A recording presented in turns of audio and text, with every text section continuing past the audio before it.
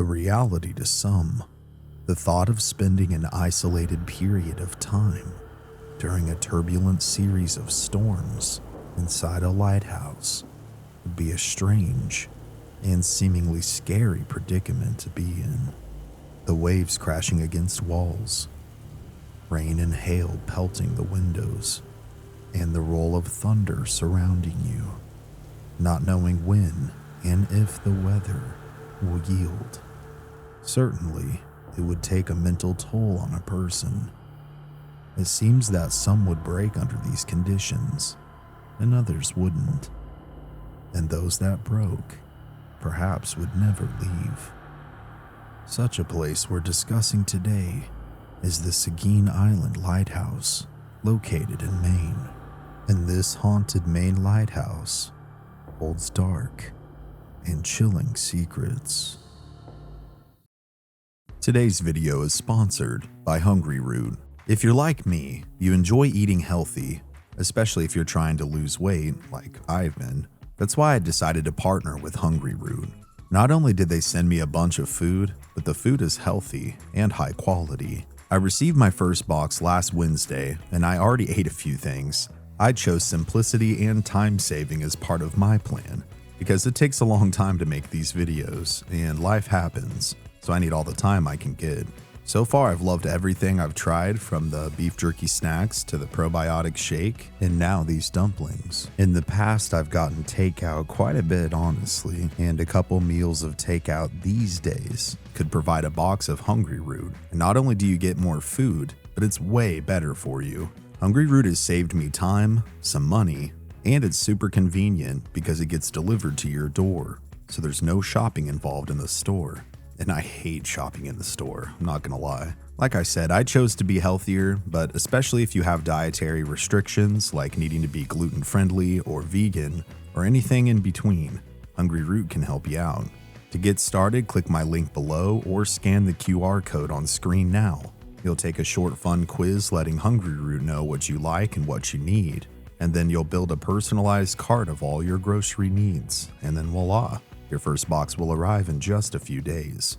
Use promo code MYSTERYARCHIVES40 and you'll get 40% off of your first order with Hungry Root. You can also scan this QR code on screen now or check the description or the pinned comment below. Thanks to Hungry Root for sponsoring today's video. And now, let's get back to the content. The Seguin Island Lighthouse is Maine's second oldest lighthouse. The explorer Samuel D. Champlain discovered Seguin Island in 1612. He commented that it looked like a giant tortoise. The name Seguin is said by some to be a corruption of a Native American word that means place where the sea vomits. Others claim that it originates from a Native American word meaning hump. Either way, it's entirely appropriate given how it looks. In June of 1786, 55 local merchants petitioned the General Court of Massachusetts for a lighthouse on Seguin Island. The petition noted that the island of Seguin seems to be designated by nature for this purpose, and it stated the opinion that if there was a light upon this island, many vessels would be saved from shipwreck, and many persons preserved from immature deaths. At that time, there were only 3 light stations on the coast north of Boston: at Thatcher Island, off Cape Ann, at Portsmouth Harbor in New Hampshire, and at Portland Head in Maine. It would take nearly a decade, but the lighthouse would be approved by then President George Washington. By April 1795, a site had been chosen, and a request was posted in local newspapers for proposals to build an octagonal wooden lighthouse tower on a stone foundation and a 1-story wood-frame dwelling. A newspaper notice in late October of 1796 announced that the buildings had been completed under the supervision of Henry Dearborn, who would later become the customs collector in Boston and Secretary of War under President Jefferson. Seguin's first keeper, appointed in March of 1796 at $200 per year, was Major John Polaricki, a Hungarian hussar and a count who was born in France and fought with French troops during the American Revolution. His family had been Hungarian nobility, and they dated back as far as 1613. He had settled in Dresden, Maine, and was their town clerk for 25 years until he applied for and was granted a position as the keeper of Seguin Island Light in 1898. His meager salary was unfit for living off the island in such harsh conditions due to its remote, exposed location, and he constantly requested increases in his salary, but was always denied. His brother-in-law, Christopher Pushard, served as his assistant with him, and initially brought his wife briefly to the island, where they had their first child, Jane. However, Pushard didn't get his family to stay, as relations were strained between the two men. After serving for 8 years, in 1804, John died penniless on the island. For years afterward, some say his ghost has haunted the keepers who came after him. Known as the Old Captain, John's ghost would become all too familiar to some. One incident, closer to modern times, occurred after the lighthouse was automated in 1985. The supervisor in charge of the crew to move the furniture reported months later that he was woken up by a ghost. He claimed that several times as he slept inside the lighthouse, as rain hammered the structure, his bed began to ferociously shake. Waking up in a panic, he sees at the foot of his bed an older man, dressed in oilskins, grabbing and shaking the bed near his feet. The entity asked him not to take the furniture away and to leave his home alone. Convinced he was simply in a deep dream, the supervisor decided not to oblige the captain's ghost.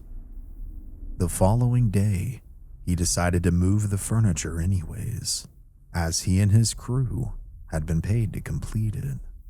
That day, all the furniture had been successfully loaded onto a boat, which was being lowered into the water. But as it lowered, suddenly, the cable mysteriously snapped. The ship and all of its contents fell and would spill onto the rocks below, smashing everything into pieces. In the years since, many responsible and credible volunteer caretakers who have signed on to help upkeep the lighthouse, along with the occasional tourists, have reported various sightings of multiple entities, as well as experiencing paranormal events. Items have been moved inside the house or tossed from shelves and onto the floor. Mysterious cold spots seem to appear at random. Tools would often disappear, as if someone or something was playing a trick on people. And doors have been observed opening and closing. Oddly, when the caretakers move the furniture, it is sometimes restored to its original spot the following day, as if something invisible had moved it all back. Some have reported hearing coughing from an unseen force, as well as whispers and the sighting of an older man dressed in oilskins. The Old Captain isn't the only entity that seemingly dwells the grounds of the Seguin Lighthouse. This following story is one of legend and has been very difficult to find documentation, but it is perhaps the most tragic incident that has ever occurred on the island. According to the legend, around the mid-1800s, a caretaker or keeper of the beacon newly married, brought his young wife out with him to tend to the light. Not used to the isolation of the island, his wife quickly became increasingly bored and depressed, constantly complaining about not having anything to do. Thinking it would occupy her and keep her mind off the boredom, her husband ordered a piano and asked it to be brought to the island just before winter would set in. Upon its delivery, he proudly presented it to her after numerous attempts to get the piano up the side of the rocky ledge. Once it was up, it was carefully hauled into the keeper's house with the hands of many friends. His wife was delighted, but she couldn't play without sheet music. Fortunately, though, only one song had come with the piano. It was a simple Scott Joplin tune. Soon afterward, when winter had set in, the island was frozen. No other deliveries, despite their best efforts, could come in.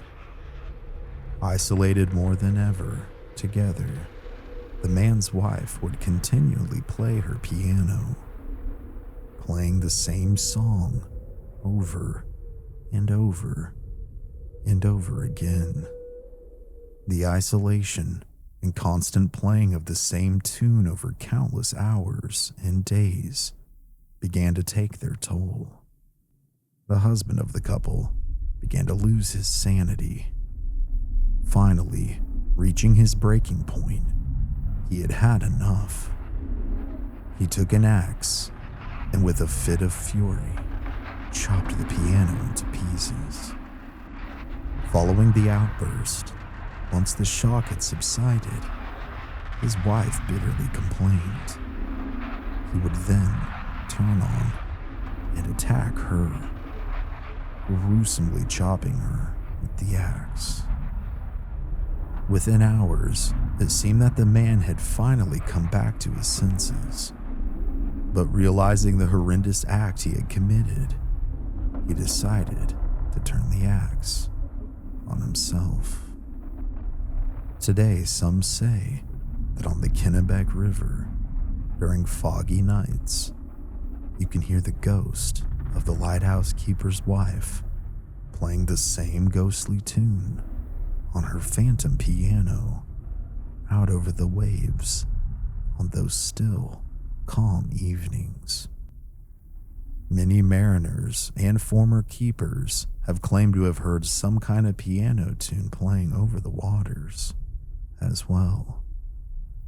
These three ghosts have been claimed to have been seen or their presence felt by numerous visitors and volunteers over the decades.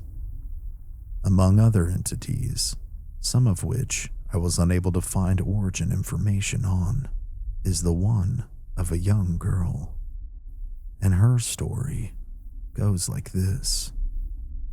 Moving onto the island with her family in the early 1900s, as her father took the position as a keeper at the lighthouse, she was the only child of her two parents. The island is isolated, lonely, and cold.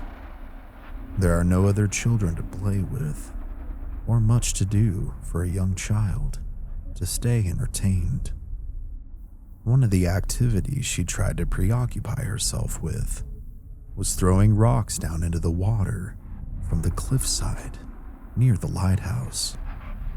One unfortunate day, as the rocks near the edge were slippery from the mist of the fog surrounding the island, the poor young lady would slip and meet her demise, falling onto the rocks and waters below. It is said that she still lingers on the island and does everything she can to entertain herself and interact with those who happen to visit her forever home. She has been witnessed by many running playfully around the gardens, laughing and smiling, playing hide and seek with visitors for all eternity. She's been seen not only by visitors to Seguin Island, but also by previous keepers who called the lighthouse their home. She's been witnessed running up and down the stairs of the lighthouse, waving to her onlookers, tapping people's backs, only to have them turn around to catch a fleeting glimpse of her small feet running away and phasing out of her vision. There are a few things I would like to mention before we go. Considering the location, I wonder if the lighthouse or the island is indeed haunted. Could it have perhaps started with the misfortunes of the late captain? Or was it something else? Perhaps a battle of sorts, or a tragedy occurred there, or near there, tainting the land. It's hard to say, but with the age of the lighthouse, and given what we know about its history, I wouldn't be surprised if spirits still dwell there. Maybe it is a beacon for souls, as much as it is for ships. And this isn't a sponsorship, but I wanted to provide the following details because I think it's very important to fund and preserve history whenever possible. Seguin Island is a little over 2 miles offshore from the mouth of the Kennebec River, near Fort Popham and Popham Beach State Park. The lighthouse grounds and museum are open to the public, and lighthouse tours are provided during the summer. The Fish and Trips boat, also called the Seguin Island Ferry, provides daily 30-minute services during the summer season to ferry people to the island. And for those who want to try and investigate the lighthouse, there are overnight rustic accommodations available for members of the Friends of Seguin Island. You can contact the Friends of Seguin Island at seguinisland.org. I would encourage all of you to go and experience places for yourselves whenever possible, especially historic places, to help preserve them for future generations. But I will warn you, be careful and be respectful, because if you aren't either, you might just become the newest permanent resident of the isolated island. Thank you all so much for watching this newest episode. While I investigate cases for other videos, sometimes it's fun for me to go and check out more historic places and learn about the stories surrounding them. So if you enjoyed this video, please give it a like, subscribe with notifications on, leave me a comment, and share this around on any and all social media platforms or with your friends and family. All that stuff genuinely helps me out tremendously, especially when YouTube doesn't seem to like our content as much these days.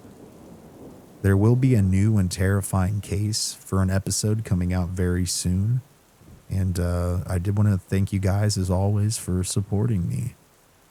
This has been Cody here at Mystery Archives. Remember to please stay safe out there and take care. I'll see you next time.